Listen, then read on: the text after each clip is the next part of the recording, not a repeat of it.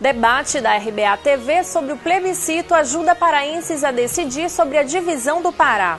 Julgamento sobre cassação do mandato de Dulciomar Costa é adiado para 2012. Nioto Machida convoca a imprensa e fala sobre a preparação antes da viagem para o Canadá. Agora no resumo de notícias.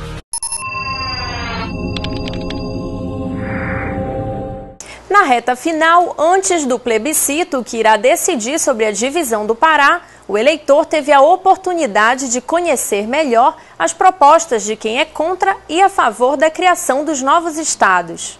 A semana foi bastante movimentada entre as frentes que defendem a criação dos estados de Carajás e Tapajós. Os militantes do Sim fizeram uma carreata pelo bairro da Pedreira para reforçar a proposta de mudança. Para os que defendem os novos estados, a divisão é um instrumento de transformação econômica e social para a população. Para citar o oeste do Pará, por exemplo, nós temos uma região que está a 1h20 de Boeing. São 4 dias de barco, sem acesso rodoviário, onde as políticas públicas não chegam. Por isso eu sou de Belém, meus pais são de Marapanim e a gente vota tudo no Sim por conta exatamente disso. Mas as frentes contrárias à divisão também se juntaram em carreata para transmitir a mensagem do não.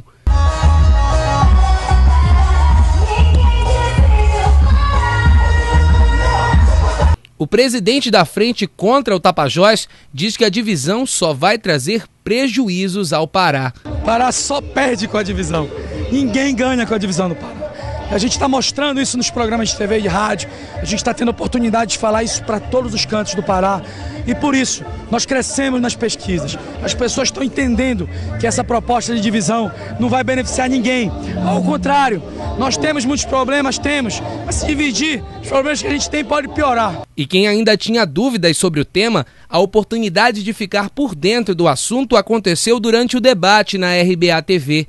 Os representantes das frentes pró e contra a divisão do Pará mostraram ao eleitor paraense argumentos para tentar convencê-los de suas propostas. Entre números da economia e pesquisas sociais, também houve espaço para críticas ao governo e até mesmo ao modelo de gestão no Pará. Mas apesar de alguns momentos tensos, os 4 representantes fizeram uma avaliação positiva do debate. Acho que é importante debater, porque aqui não tem as manobras de mídia, aqui é ao vivo em cores. Então, transmite de fato a forma e o conhecimento de cada um que defende a frente. Nós tivemos a oportunidade de mostrar que essa divisão interessa apenas a meia dúzia de políticos, oportunistas, que se juntaram com políticos de outros estados onde propuseram essa divisão. Como dar um aumento de R$ 66 para os professores? Como aumentar o salário dos policiais, dos delegados, como aumentar a quantidade de policiais, como resolver o problema das nossas estradas. Para nenhuma pergunta eles apresentaram resposta. Ficou mais uma vez evidente a tentativa das propostas indecentes, feitas por gente de fora do nosso estado, sem querer consultar ninguém, reduzindo o Pará, um parazinho, e ficando pior para todos os 3 estados que eles pretendem criar. O Tribunal Regional Eleitoral do Pará adiou para 2012 o julgamento do processo de cassação do prefeito de Belém, Dulciomar Costa. Uma ação, movida pela coligação Melhor para Belém, pede a cassação do prefeito Dulciomar Costa por abuso de poder político e propaganda ilegal. O julgamento foi determinado pelo Supremo Tribunal Federal. Vamos aguardar o retorno desse processo para ver qual é o desenlace que vai ser dado quanto a esta causa que, na nossa convicção, trouxe, sim, de forma concreta, um grave desequilíbrio ao processo eleitoral. Mas, no pleno do tribunal, os juízes André Bassalo e Rubens Leão pediram mais tempo para analisar as denúncias. E pedi vista, porque já considerei que essas provas traduzem o abuso de autoridade, mas pedi vista para verificar se desse abuso ainda desborda o abuso econômico com gasto ilícito e se disso tudo resulta potencialidade lesiva na normalidade e legitimidade do pleito a ponto de cassar o mandato. Com isso, o julgamento foi adiado para fevereiro de 2012, ano em que termina o mandato do prefeito. A suspensão não agradou o advogado da coligação Melhor para Belém. 157 placas de propaganda da prefeitura em 23 bairros foram os motivos para o pedido da cassação. As fotografias foram feitas antes das eleições de 2008. A defesa do prefeito nega as irregularidades apontadas na ação. Ação audaciosa é descoberta em Marabá. Quadrilha constrói túnel que chegaria até cofre de uma empresa de transporte de valores. A estrutura de quase 10 metros de profundidade e pelo menos 200 de comprimento seria usada para invadir esta empresa. O túnel foi descoberto depois que funcionários da empresa desconfiaram do barulho que vinha debaixo do piso. Todo o barro retirado do túnel foi colocado em sacos que eram armazenados nos compartimentos da casa.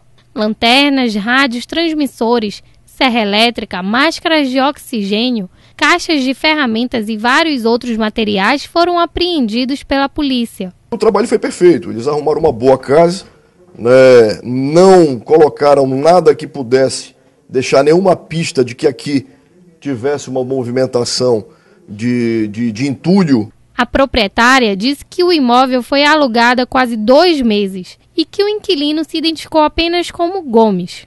Pagou 3 meses adiantado, R$4.500. A senhora não desconfiava de movimentação? De maneira alguma, tanto que eu não passava quase nessa rua. Os criminosos conseguiram fugir, mas a PM já tem as pistas de alguns suspeitos. Nós da Polícia Militar já temos aí o suspeito, né? Estamos já em contato com o pessoal da própria Proseguros também, já passamos para aí quem é o nosso suspeito. A quadrilha é grande. Briga entre torcidas de futebol termina em assassinato em Belém. Rogério Magno, Bruno Barcelar e Tibiriçá Santos Filho permanecem foragidos. Eles foram acusados de participar da morte do ex-integrante da torcida do Remo, Marco Antônio Pantoja. Marco foi assassinado na entrada da Escola Estadual José Veríssimo, onde trabalhava como vigia. 6 pessoas são suspeitas de envolvimento no crime. 2 veículos foram utilizados durante a execução. O Gol deu cobertura para a ação e a ação propriamente foi desenvolvida das pessoas que se encontravam aqui nesse automóvel Palio. O Gol parou à frente e o Palio logo atrás, efetuaram os disparos em cima do vigia e saíram em fuga. Continuam as investigações sobre a chacina que aconteceu há cerca de 10 dias em Iquaraci. A polícia prendeu esta semana um dos suspeitos.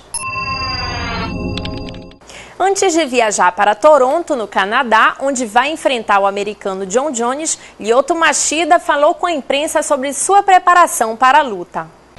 Faltando menos de 10 dias para a luta, Lyoto entrou em uma nova fase de sua preparação, composta por treinos físicos leves.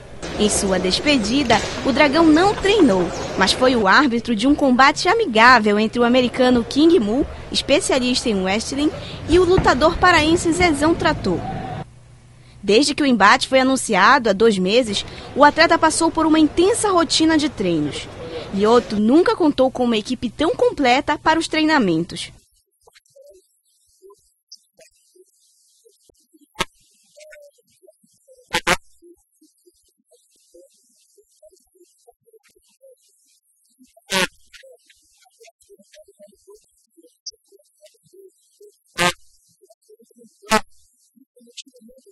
Para Lyoto, o favoritismo de seu adversário, o atual campeão, não deve ser levado em consideração.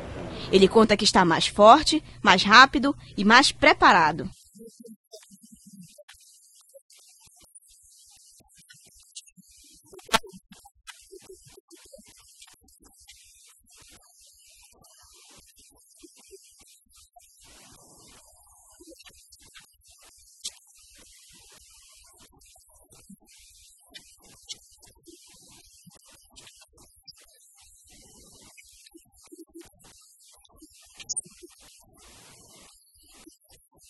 Nove capítulos e mais de 600 páginas com os registros de diversos temas.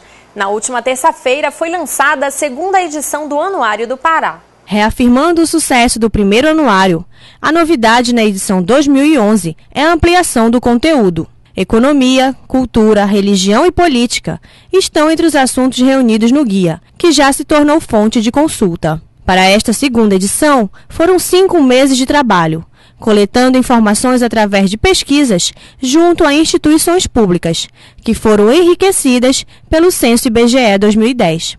O novo anuário teve grande receptividade no meio empresarial, representando oportunidades de crescimento por trazer dados sobre realidade econômica e industrial do Estado.